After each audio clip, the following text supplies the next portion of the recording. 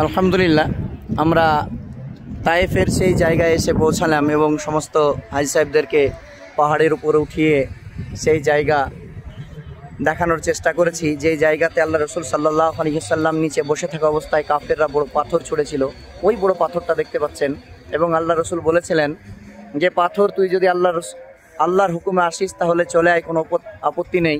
আর যদি কোনো কাফের মুশরিকরা আমাকে হত্যা করার জন্য ফেলে থাকে তাহলে তুই দাঁড়িয়ে যা। সে পাথরটা আজকেও দাঁড়িয়ে রয়েছে। দেখুন, আমাদের হাজি সাহেবরা পাহাড়ের উপরেই উঠে সেই জায়গাকে দেখছেন।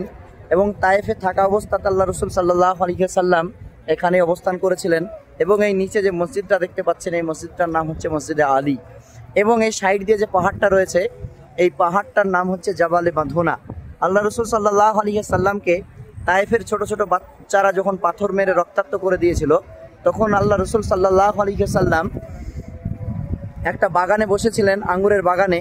এবং তায়েফ বাসীদের উদ্দেশ্যে হযরত জিবরিল আমিন এসে বলেছিলেন, ইয়া রাসূলুল্লাহ, আপনি যদি অনুমতি দেন তাহলে পুরো তায়েফবাসীকে এই জাবালে মাধুনা পাহাড় আর আরেকটা পাহাড় গ্রামের পাশের দুটো পাহাড়কে মিশিয়ে দিয়ে পুরো তায়েফবাসীদেরকে পিষে মেরে দেব। কিন্তু আল্লাহ রসুল সাল্লাল্লাহু আলাইহি ওয়াসাল্লাম বলেছিলেন,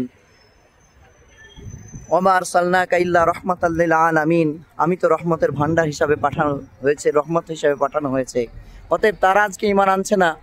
যদি তার সন্তান সন্ততির মধ্যে থেকেও কেউ ঈমান নিয়ে আসে, অতএব তাদেরকে যদি আজকে শেষ করে দেওয়া যায় তাহলে আর কি তাহলে কিভাবে সম্ভব হবে?